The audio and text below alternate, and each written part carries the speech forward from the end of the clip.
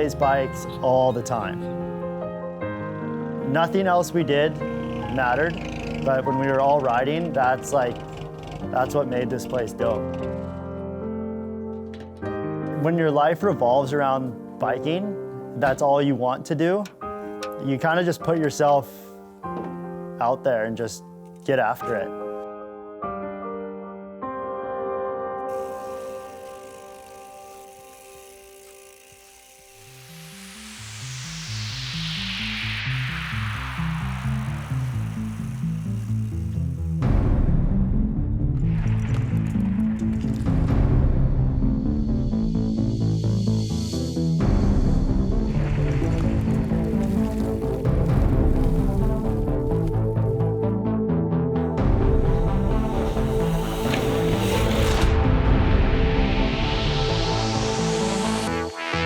I mean, I'm not the most focused person ever, but when I'm on a bike, nothing else matters.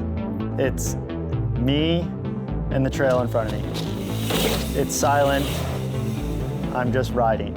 And when you feel like one with your bike, you don't have to think about what you're doing. That's when you know you're ripping and everything's just clicking. It just feels natural to me, and that's when I'm focused. It's literally silent.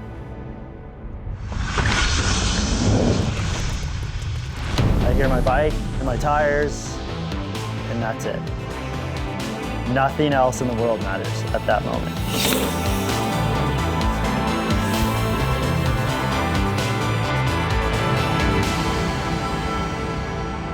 I'm R-Dog from Aptos, California, and I'm a professional mountain biker.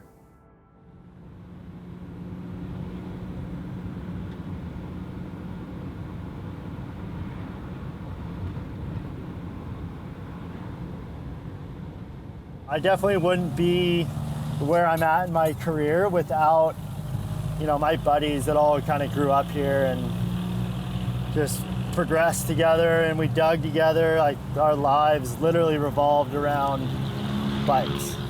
And there was no calling, no texting. We would just all show up at the same spot at the same time because it was like a little hub for us. And yeah, next thing you know, there's, 10 dudes that they're all professional mountain bikers, and that's all we did, is just rode bikes. Right out of the chutes? Okay.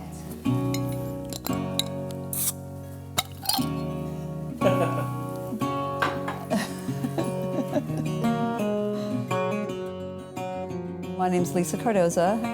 I'm Ryan Howard's mom, or as I always tell other people, that I was his first sponsor. So.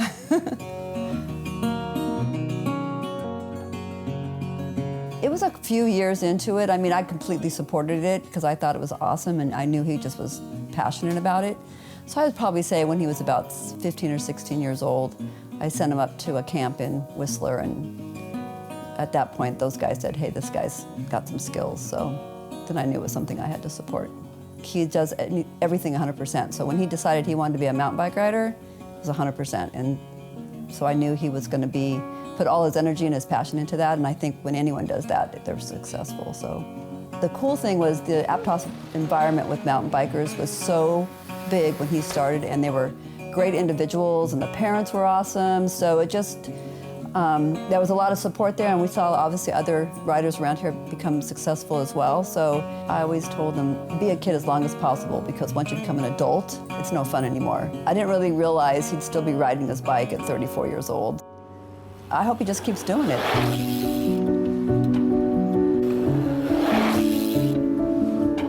I had a lot of idols growing up as a kid, and luckily enough, they all lived in my town.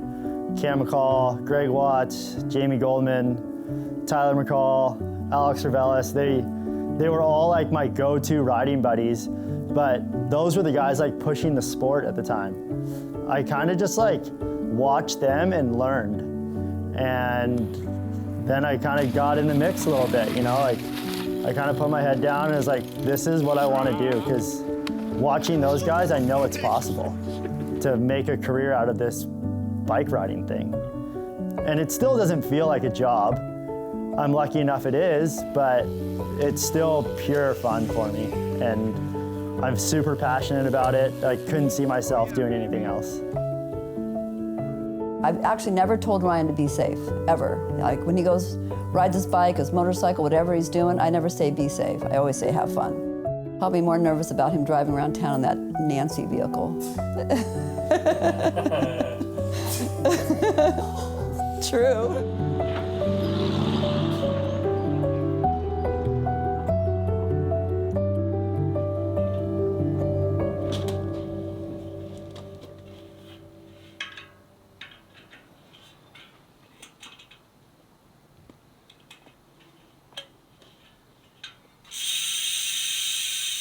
Yeah, this is kind of just my old shed slash junk shed.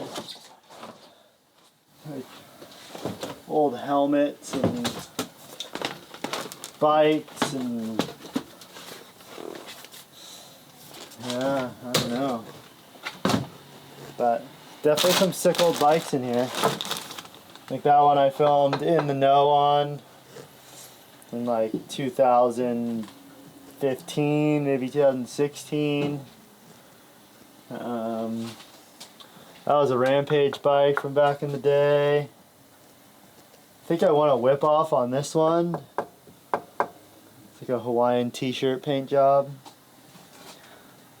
Yeah, pretty crazy. Like, this is a 26-inch bike, and that's a 26-inch bike. To like, I don't know. To ride that bike these days would be so outdated, it'd be crazy. Oh yeah, this is the sickest helmet I've ever had, I think. It's like a Bob Hanna, like Yamaha replica. Little ride or die head on there. Yeah, that one needs to be hung up on the wall.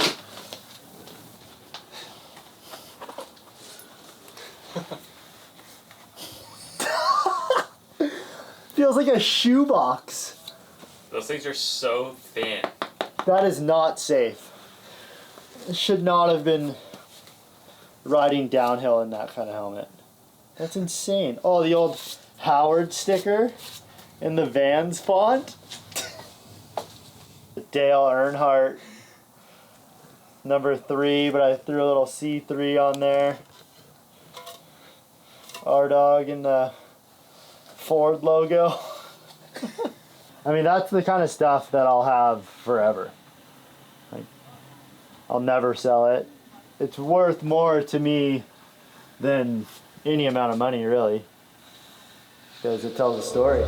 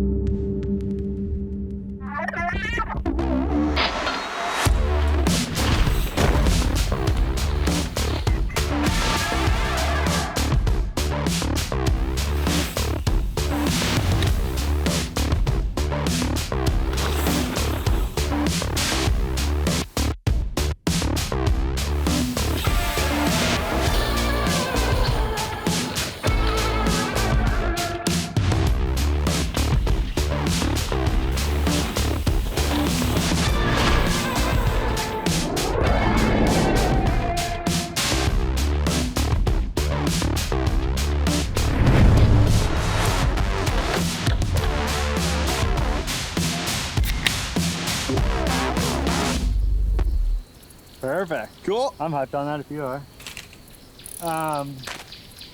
Move on.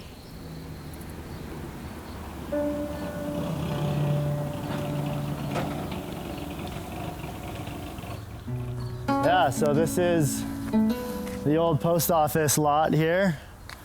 Obviously it's a bunch of condos and a parking lot and a grocery store, but this is literally where I grew up, was this dirt lot here. And you know, we have a huge forest right behind us that we go, you know, trail riding in and whatnot, but this was the Mecca. This is the hot spot for mountain biking, for Aptos, and even for dudes all around the world. Like, they would come here in the winter and get away from the snowy Norway or wherever they were from. And we all just grouped up here. Some of the best sessions I've ever had, with 20, 30 people, just constant laps on laps on laps. And all the neighbors here up and down this whole road were super supportive. I still see them all the time, and we're still good buddies with a lot of these people, and they would, have barbecues and never complain. Like, we would have cars just stacked up in the corner there and music going, and they would give us water to like tune up the jumps. It was like a very supportive community in Aptos here for the whole biking stuff.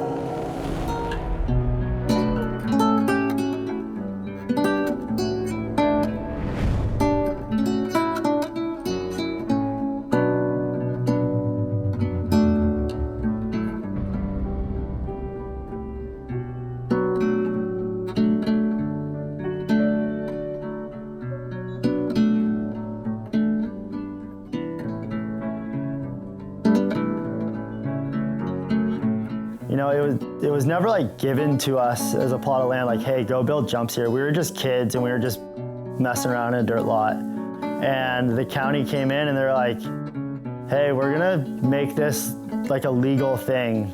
We don't know how long it's gonna last, but you guys seem like you know what you're doing. Like, run with it. And we got a bonus 8 years. From when, we kind of thought it was gonna get torn down, but then the building company, Barry Swenson, went in and they're like, hey, like, we're gonna develop this land, but in the meantime, go for it. It was just time, We knew it wasn't gonna be around forever, but when we had it here, it was game on. I'm not embarrassed to say it, I cried. And I wasn't the only one. I felt like I lost a friend. It was, it was the end. We knew it was gonna be the end. It was insane. I miss it every day. But, you just gotta think back and appreciate what that place gave you, and this town, and all my friends. It's literally why I have my friend group and where I'm at today in my riding career. If it wasn't for post office, who knows what this place would be or what I would be doing.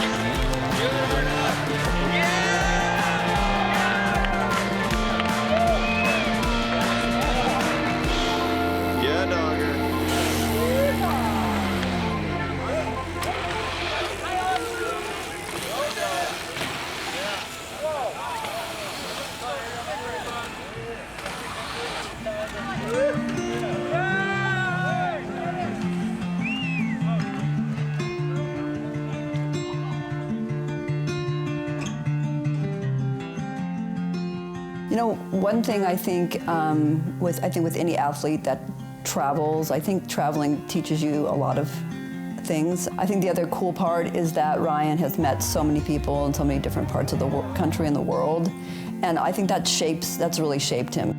Yeah, I never thought I'd be able to travel to New Zealand or France or,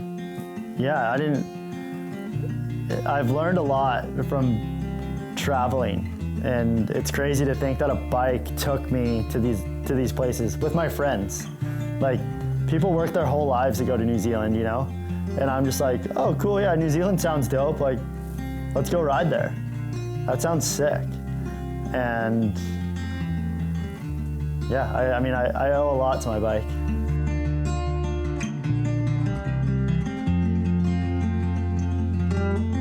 I don't really care about trophies and stuff like that. I'd rather have, like, you know, this is my bike from, you know, 2016 when I did Rampage.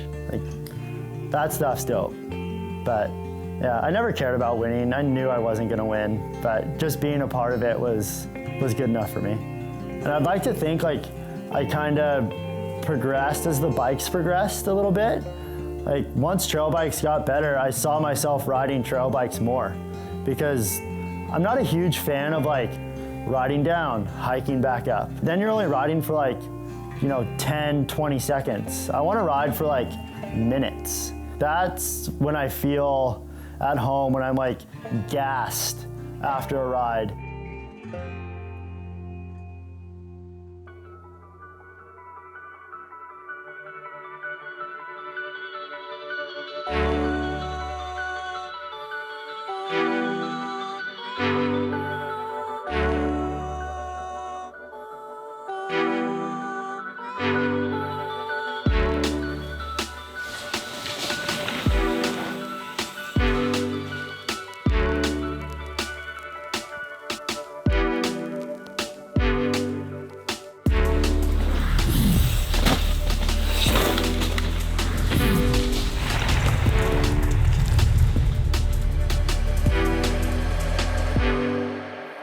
You know, you travel to New Zealand or Spain, or I definitely get stoked to come home. Just because I know the riding's gonna be good. My group of friends they're gonna be here. Nothing's gonna change.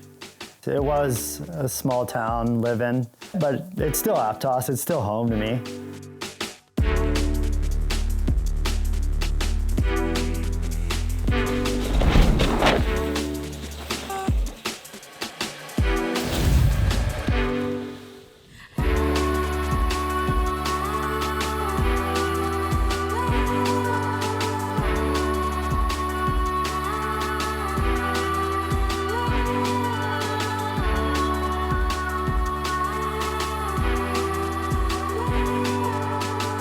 I'd be stoked to give back to mountain biking. I'm not a brainiac, I suck at a computer, but I know mountain biking. I want to see the sport progress, and I want to see kids get better, and I want to see more people riding. And if I can grow the sport of mountain biking, I did my job.